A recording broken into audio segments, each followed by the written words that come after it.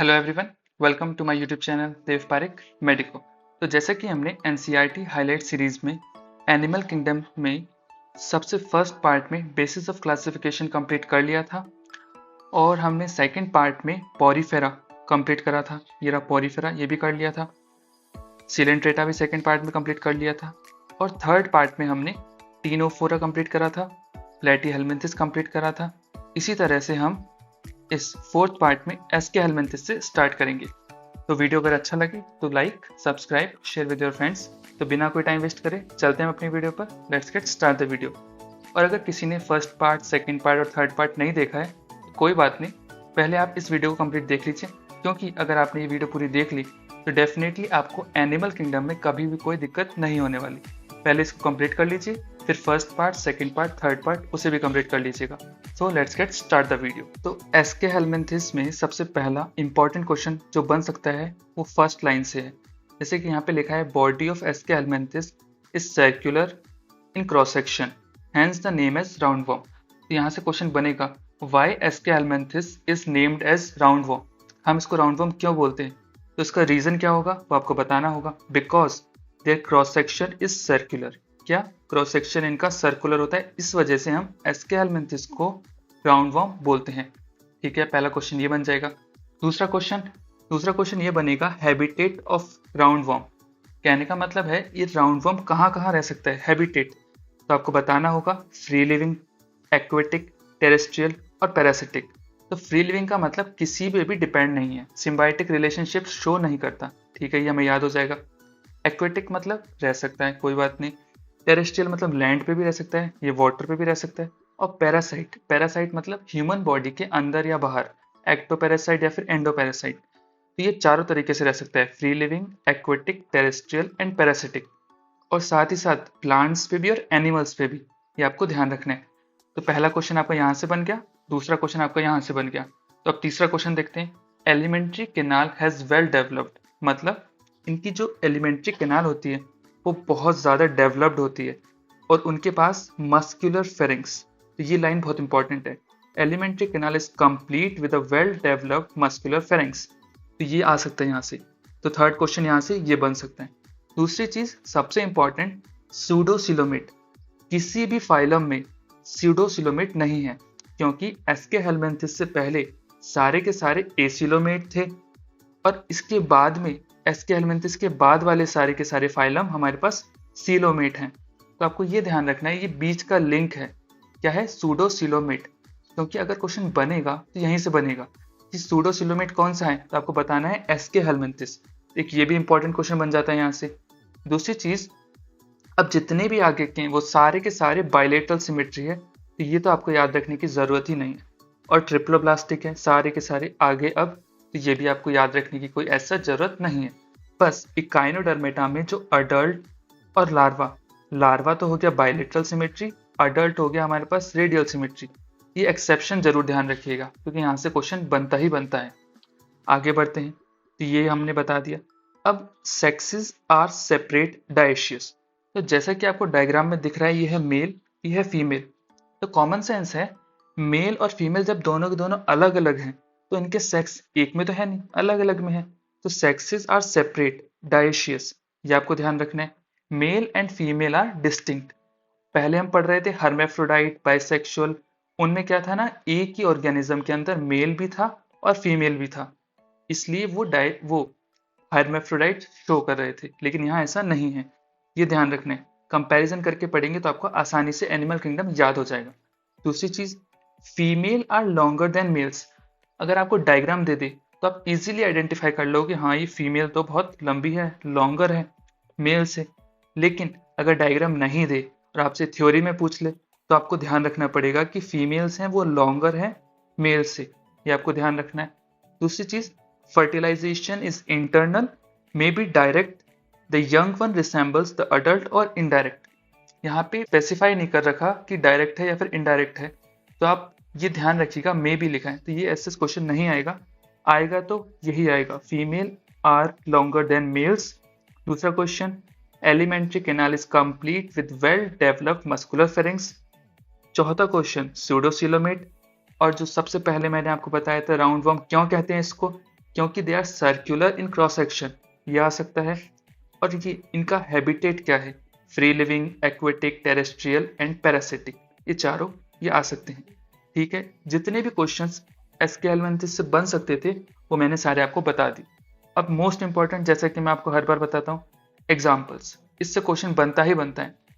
तो आपको ये ध्यान रखना है, एस्केरिस राउंडवॉर्म, एंसाइलोस्टोमेटा हुकवॉर्म और वोचेरिया फिलेरिया वर्म। तो इसको आप ए, जैसे यहाँ ए है, आर है, ए आर ऐसे याद रख लीजिए, ए डब्ल्यू एफ ऐसे और ए एच ऐसे। तो आपको तीनों के कॉमन नेम और साथ ही साथ एग्जाम्पल ध्यान होने चाहिए, चाहे कुछ भी हो जाए, चाहे आप लिख लिख के याद करो, चाहे आप इसे बार बार बोलिए, बार बार बोलेंगे तो कन्फर्म है याद हो जाएगा। Next, phylum annelids. तो एनिलिडा में जो सबसे इंपॉर्टेंट क्वेश्चन बन सकता है वो हम स्टार्ट करते हैं। सबसे पहला, हैबिटेट। तो aquatic, terrestrial, free living and parasitic, ये तो अभी हमने एस्केलेमेंथिस में ही पढ़ा था। हाँ, बस सेम टू सेम वही है, देख लेते हैं एक बार। फ्री लिविंग, एक्वेटिक, टेरेस्ट्रियल और पैरासिटिक। ठीक है, एस्केलेमेंथिस में भी यही है, तो आपको याद रखने में आसानी होगी कि जो हैबिटेट हमने एस्केलेमेंथिस में पढ़ा वही सेम टू सेम हैबिटेट हमने एनालिड्स में पढ़ा, तो इसको याद रखने की कोई ज़रूरत नहीं है। तो आगे बढ़ते हैं अब हम। Next, organ system level of body organisation. ये मैंने आपको बेसिस ऑफ क्लासिफिकेशन में, मतलब पार्ट फर्स्ट में बता दिया था कि आपको कैसे याद रखना है इनकी सिमेट्री, इनकी डिप्लोब्लास्टिक, ट्रिप्लोब्लास्टिक और ऑर्गन सिस्टम या टिश्यू लेवल या सेलुलर, वो वहाँ पे मैंने आपको बताया था। अब एक बार कंपैरिजन और कर लेते हैं जिससे आपको परमानेंट याद हो जाए। ठीक है, एनालिट्स में ऑर्गन सिस्टम है, वैसे जैसे हमने ऊपर देखा एस्केलेमेंथिस, इसमें भी organ system level of body organisation है। अब ऊपर जाते हैं प्लेटिहेल्मिन्थिस में, प्लेटिहेल्मिन्थिस में ऑर्गन लेवल ऑफ ऑर्गेनाइजेशन, और इससे ऊपर इस वाले में टिश्यू लेवल। तो ठीक है, सबसे पहले आएगा सेल्यूलर, किसमें, पॉरीफेरा में। फिर आएगा टिश्यू वाला, सीलेंट्रेटा और टीनोफोरा में। फिर आएगा हमारे पास organ level of organisation, organ level किसमें, प्लेटिहेल्मिन्थिस में। ये देखिए ऑर्गन लेवल। अब आते हैं हम ऑर्गन सिस्टम लेवल, जो कि हमें किसमें देखा, एस्केलेमेंथिस में सबसे पहली बार देखा। उसके बाद में जितने भी हैं सब के सब ऑर्गन सिस्टम है। तो ऐसे कंपैरिजन करके याद करिए, जिससे आपको पहला क्या पढ़ा था पॉरीफेरा, वो तक आपको याद रहे जब आप चैप्टर कंप्लीट कर रहे होंगे तब। इससे आपका कनेक्टिविटी अच्छी होगी और क्वेश्चंस आसानी से सॉल्व होंगे आपके। आगे बढ़ते हैं, बायलेटरल सिमेट्री। हाँ, आगे जितने भी सारे के सारे बायलेटरल सिमेट्री हैं। ट्रिप्लोब्लास्टिक है, सही है, इसमें कोई दिक्कत नहीं है। आपको पता है रेडियल सिमेट्री मैंने सीलेंट्रेटा और टीनोफोरा उसमें बताया था, बस आरसीसी ट्रिक है ये, आरसीसी। आगे बढ़ते हैं, मोस्ट इंपॉर्टेंट क्वेश्चन जो आएगा 110%, मेटामेरिकली सेगमेंटेड। ये आएगा ही आएगा, क्योंकि ओनली एनालिट्स में ऐसा होता है मेटामेरिकली सेगमेंटेड, और कहीं भी नहीं होता, इसलिए आपको ध्यान रखना है। इसका मतलब क्या है वो भी देख लेते हैं। Body surface is distinct marked out into segments और मेटामर्स। कहने का मतलब है इनकी बॉडी सेगमेंट्स में डिवाइडेड होती है। दूसरी चीज, उन सेगमेंट्स को ही हम बोलते हैं metamers. Hence the phylum name annelids, इनका नाम क्या पड़ गया, एनालिडा, जिसका मतलब है एनालस। एनालस का मतलब लिटिल रिंग्स। ये देख लीजिए, छोटी छोटी रिंग्स को आप जोड़ेंगे तो पूरा का पूरा ये बन जाएगा। इसी तरीके से एनालिड्स का फॉर्मेशन हुआ है। तो आपको ध्यान रखना है, एनालस का मतलब क्या है, लिटिल रिंग। आपको क्वेश्चन में दे देंगे कि एनालिडा का नाम पड़ा एनालस से, उसका मतलब क्या है, तो आपको बताना है लिटिल रिंग। ठीक है, आगे बढ़ते हैं। ये है सीलोमेट, ये भी हमें पता है। लॉन्गिट्यूडनल एंड सर्कुलर मसल्स, ये आपको ध्यान रखना है कि एनालिडा में लॉन्गिट्यूडनल और सर्कुलर मसल्स होती हैं, जबकि ये और किसी फाइलम में नहीं है, इसी में है। अब क्वेश्चन पूछ लिया जाएगा कि इनका फंक्शन क्या है, ये क्या मदद करती है। ये मदद करती हैं लोकोमोशन में, which help in locomotion. Longitudinal and circular muscles help in locomotion, ये आ सकता है। आगे बढ़ते हैं, एक्वेटिक एनालिड्स लाइक नेरिस। अब आपसे पूछ लिया जाए कि कौन एक्वेटिक है कौन फ्रेश वाटर है, तो आपको ध्यान रखना है, जैसे ये नेरिस है, ये क्या है, ये है एक्वेटिक। ये आपको ध्यान रखना है, एक्वेटिक कौन है, नेरिस। अब ये वाला नेरिस है या फिर ये वाला नेरिस, क्योंकि डायग्राम भी तो पूछ सकते हैं वो पेपर में, आजकल तो डायग्राम भी आने लगे। तो डायग्राम को आपको डिस्टिंग्विश करना आना चाहिए कि कौन सा सही है कौन सा गलत है। तो नेरिस तो हो गया ये, और हेरियोडिनारिया हो गया ये। इसको याद कैसे रखेंगे, तो देख लीजिए एन है, यहाँ पे बहुत सारे एन बन रहे हैं, जैसे यहाँ देख लीजिए एन, तो आपको ध्यान रहेगा कि ये है नेरिस और ये है हिरुडिनारिया, तो कोई भी कंफ्यूजन नहीं होगा। दूसरी चीज, एक्वेटिक कौन सा है? नेरिस, कोई बात नहीं। लेटरल अपेंडेजेस पैरापोडिया, मतलब नेरिस के पास लेटरल अपेंडेजेस हैं, उनको हम क्या बोलते हैं? पैरापोडिया। ध्यान रखनी है, पैरापोडिया, ये ध्यान रखना है। वो हेल्प किस में करते हैं? स्विमिंग में, तैरने में मदद करते हैं। मोस्ट इंपॉर्टेंट क्वेश्चन यहाँ पे से भी बन सकता है। आगे देखते हैं, क्लोज सर्कुलेटरी सिस्टम। ये ध्यान रखिएगा, यहाँ पे क्लोज सर्कुलेटरी है, लेकिन इसके बाद में जब हम पढ़ेंगे, अब इसके बाद में आएगा ऑर्थोपोडा, फिर आएगा मोलस्का, फिर आएगा इकानोडर्मेटा, फिर आएगा हेमिकॉर्डेटा। तो यहाँ पे सबके अंदर क्या होगा? Open circulatory system. मैं कंपैरिजन करके इसलिए बता रहा हूँ जिससे आपको ध्यान रहे। अब आगे हम आएंगे जब ऑर्थोपोडा, मोलस्का, इकाइनोडर्मेटा, हेमिकॉर्डेटा पे, तो वहाँ पे ओपन सर्कुलेटरी सिस्टम होगा। लेकिन एनालिडा में क्या है? क्लोज्ड सर्कुलेटरी सिस्टम, ये ध्यान रखना है। आगे बढ़ते हैं, नेफ्रीडिया।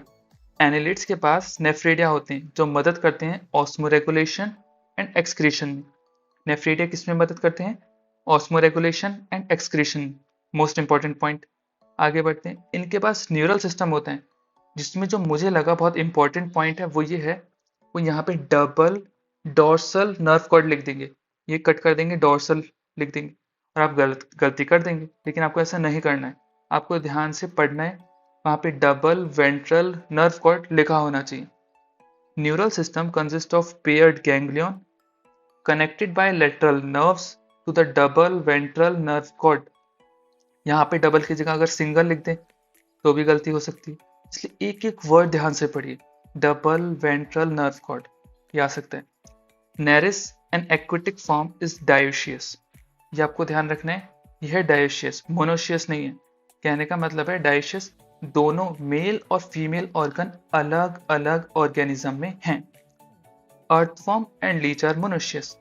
अर्थवर्म मोनोशियस है, मतलब बाइसेक्सुअल है, मतलब हर्मैफ्रोडाइट भी है। ध्यान रखिएगा, एक ट्रिक बताता हूँ आपको, HMB। H का मतलब हर्मैफ्रोडाइट, M का मतलब मोनोशियस, B का मतलब बाइसेक्सुअल, तीनों का मतलब सेम टू सेम है। कहने का मतलब है मोनोशियस कौन होते हैं? एक ही ऑर्गेनिज्म में मेल या फीमेल रिप्रोडक्टिव ऑर्गन बन रहे हो वो। तो earthworm and leeches are monoecious, Nereis and aquatic form is dioecious, ये ध्यान रखना है। रिप्रोडक्शन कैसा होता है? सेक्सुअल।